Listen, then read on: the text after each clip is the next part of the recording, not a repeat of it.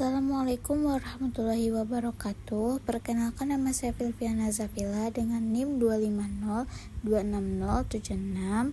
Sebelumnya terima kasih kepada Bapak yang telah mengizinkan saya presentasi pada hari ini, dan saya akan membacakan presentasi saya yang berjudul Implementasi Sustainable Development Goals atau SDGs.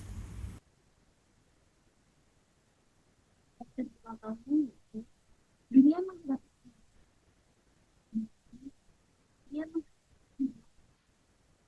yang pertama, kemiskinan dan ketimpangan sosial yang masih tinggal di berbagai negara berkembang. Selanjutnya, perubahan iklim dan degradasi lingkungan yang mengancam keberlanjutan ekonomi. Yang ketiga, ketidakadilan akses terhadap pendidikan, kesehatan, dan teknologi. Yang terakhir, ada konflik dan ketidakstabilan geopolitik yang menghambat kemajuan. Selanjutnya yaitu pengertian SDGs, yaitu SDGs adalah 17 tujuan pembangunan berkelanjutan yang disepakati oleh negara anggota PBB pada tahun 2015. Tujuan utama SDGs yaitu yang pertama, menghapus kemiskinan, yang kedua, meningkatkan kualitas hidup, yang ketiga, melindungi lingkungan, yang keempat, memperkuat kemitraan, yang kelima, mencakup aspek sosial, yang keenam, ekonomi lingkungan, yang ketiga, tata kelola pembangunan. Selanjutnya ada peran pendidikan dalam SDGs. Yang pertama, membangun kesadaran, yaitu pendidikan meningkatkan pemahaman masyarakat terhadap isu global seperti perubahan iklim dan ketimpangan. Yang kedua, mengembangkan SDM, menghasilkan tenaga ahli yang mampu mengimplementasikan solusi inovatif untuk tantangan itu. Yang ketiga ada lembaga pendidikan, sekolah, perguruan tinggi, dan pesantren yang pusat pergerakan efektif di komunitas lokal.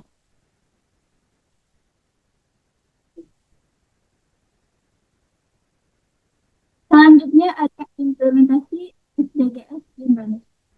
Yang pertama, program Indonesia peningkatan akses layanan kesehatan melalui JKN atau diabetes dan puskesmas.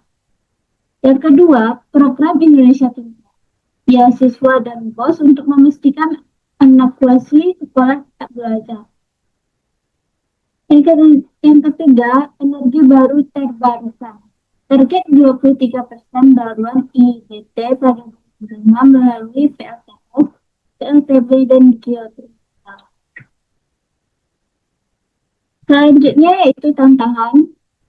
Yang pertama ada kesenjangan sosial. Yang kedua, perubahan iklim. Yang ketiga, keterbatasan sumber daya.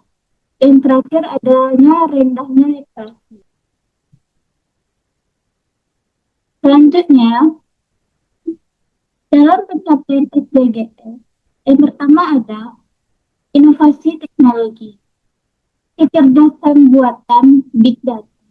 Emlok membuka peluang baru dalam monitoring dan optimalisasi program SDGs secara real-time. Yang kedua, ada kemitraan multi pihak, kolaborasi pemerintahan, dunia usaha atau PPT, SDM, dan akademisi menciptakan ekosistem yang mendukung pencapaian target. Yang ketiga, ada diplomasi dan kerjasama. Indonesia aktif dalam forum global G20, ASEAN, dan OIC untuk mendorong agenda SDGs di tingkat internasional. Yang keempat ada riset dan pengembangan. Investasi R&D dalam bidang pertanian, kesehatan, dan lingkungan menghasilkan solusi inovatif lokal.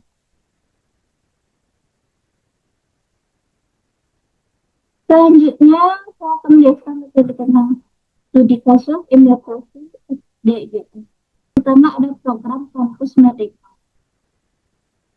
yaitu kebijakan Merdeka Belajar Kampus, Merdeka atau MBKM, Kemudibuk memberi mahasiswa kebebasan belajar di luar kampus, magang, industri, proyek desa, dan pertukaran belajar.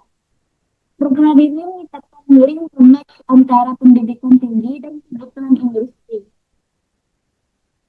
Yang kedua ada Universal Health Coverage atau JKN, yaitu Jaminan Kesehatan Nasional atau JKN yang dikelola BPJS Kesehatan menjamin akses layanan medis bagi seluruh warga negara. Indonesia menjadi salah satu program UHC terbesar di dunia dalam hal jumlah peserta. Yang ketiga ada moratorium sawit dan hutan, yaitu di mana pemerintah memberlakukan moratorium pembukaan dan gambut baru sejak 2011. Diperpanjang pada 2019 sebagai upaya mengurangi emisi GRK dari deforestasi dan degradasi hutan atau RPD.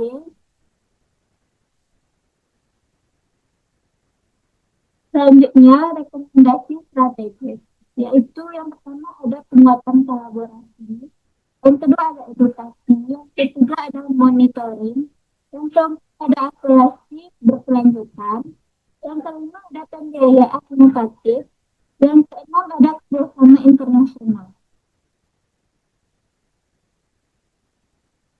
Kesimpulannya yaitu SDGs membuat pembangunan yang berorientasi pada masa depan dan berkelanjutan.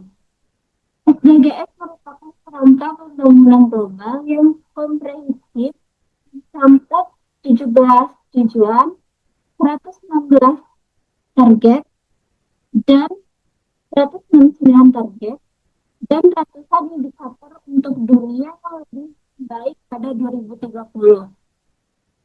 Indonesia menunjukkan komitmen nyata melalui regulasi atau Perpres 59 2017. Program nasional dan peta jalan yang terintegrasi dengan KPJMA. Pendidikan inovasi dan kemitraan multi pihak adalah kunci utama untuk mencapai SDGs, termasuk di tingkat daerah dan komunitas dengan ketat dan kolaborasi yang kuat. Indonesia mampu mencapai target SDGs sebagai warisan bagi generasi mendatang. Baiklah, segitu dulu presentasi dari saya. Kalau ada kesalahan kata dan lain-lain, mohon dimaafkan. Wabillahi taufiq wal hidayah. Assalamualaikum warahmatullahi wabarakatuh.